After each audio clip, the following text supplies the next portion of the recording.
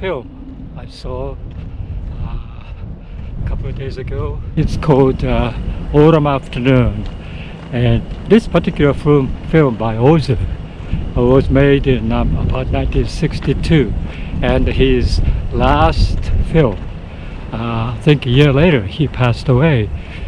So I think this has to be his swan song, I would say. But it is a masterpiece by him. I really like this particular film, and it very I think it's like focused on the most of his theme on father who is widowed and a daughter who lives with him to take care of him, and that relationship. This is like a deja vu also, because all along he's making that very similar type of film, and especially the late spring with Hara Setsuko and Ryu Chishu in it, and in Kamakura household, and this is a very same particular sentiment. So when Ozu tried to make this particular Autumn Afternoon in 1962, he definitely, I think, wants to go back this particular theme again, and but this time his actress is much younger.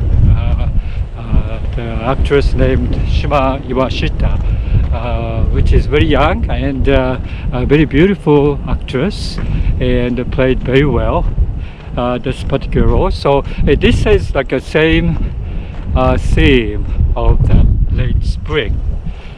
So set aside that, there's lots of interesting things isn't there. For me, growing up in Japan after the war and experiencing lots of stuff in Japanese culture, and it's depicted in here.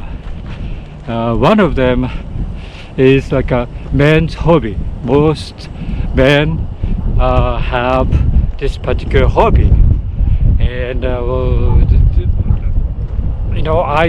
when I was growing up, I didn't like it because it's like a very peer pressure, because everybody likes this particular hobby, you have to.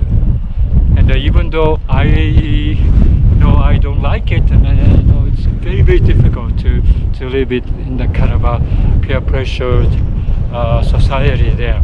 But so two hobbies, men's hobby depicted here. One of them are baseball watching. You can watch baseball games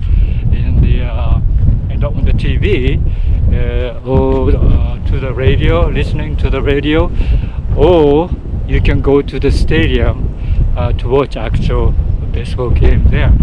And that particular thing is very popular when I was growing up, and definitely in this particular film, this particular thing is depicted in there. There's a scene that the people go to the baseball game, or they kind of turn down the social engagement because they have to watch this game on TV tonight or something like that. So that's a baseball game. And the other thing is that this hobby of the golf is very much like if you work in a company, you have to play golf because that's like a tool for socializing or something like that. And so it is very peer pressured again, and also only the rich people can play, because these are pretty much like wealthy people's hobby, but it's very popular. And definitely if you work in a corporate environment, you have to play golf. So those two hobbies, men's hobby. The other thing is that they go to the bar after work quite often, almost like every day, to drink. And so drinking alcohol, beer or sake, is very common there in the culture. And so those three things depicted very well. It's a lifestyle of man, and in the Showa era, which is 1950s and 60s, the culture there. So those things I wow, because I left Japan, I didn't have that kind of a peer pressured hobby enforced to me, so I didn't have much, anything of stress or anything. I think if you live there and if you are in that kind of a society, I think stress is tremendous. For me, it was tremendous when I was there. So I think it's going to be tremendous even today, maybe, but I'm not sure today. Many people have, internet and all the other hobbies, established animes and the manga and the games. So I don't think it's not that much common today, but still, those things are well explained in this film. And as you know, this particular film is also very, very, I think the Ozu himself trying to make, probably the best out of his own repertoire, So he chose this particular repertoire of the father and daughter relationship when daughter is getting married. And so that particular culture of marriage with arrangement marriage is very, very popular at the time. I think today too, maybe somewhat popular, but it's not as popular as you think. And so yeah, those two cultures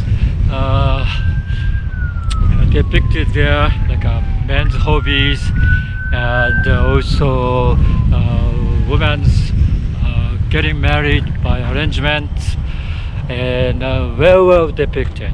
And but in this film, well thought out, very kind of a meditative progression. When the people get sad or anything, they don't express their sadness by crying or anything like that much. They quietly go to upstairs and alone in her room cry or something like that. Yeah, so this family, father played by Ryu Chishu, of course, and daughter is played by Shima Iwashita. And father has two boys, older boy, he's already married and lives separately, and younger boy is still living with them, and probably 20 years old-ish, I think. And so very, very nice family environment, very loving family situations.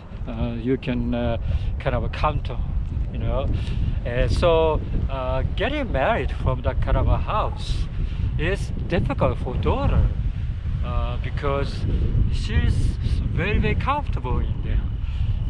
But of course, the father sees the like example of the particular woman who was retained because mother died and only daughter is there, and daughter has to take care of her father. So father also appreciated in essence she lost her chance to get married. Those things snippets are represented in this film, and so yeah, it's kind of interesting to see those things played out. So in this film, I think all these reflections of Ozu's life.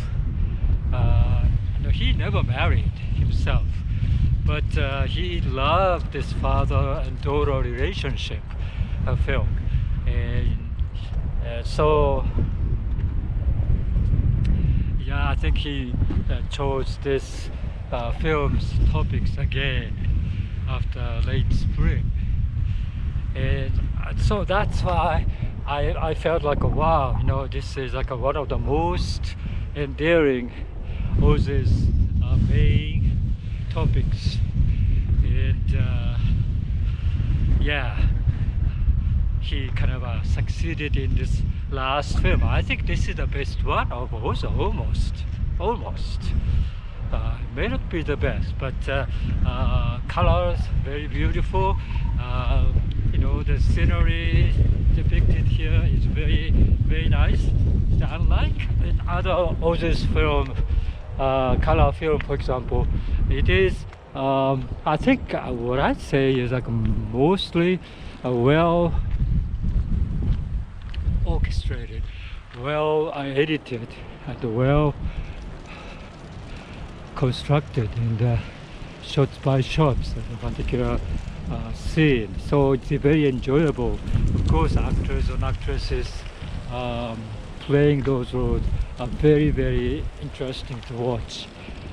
So yeah, I would recommend this 100% for anyone who love, of course, who got a taste of Ozu before, and this is a must film to watch.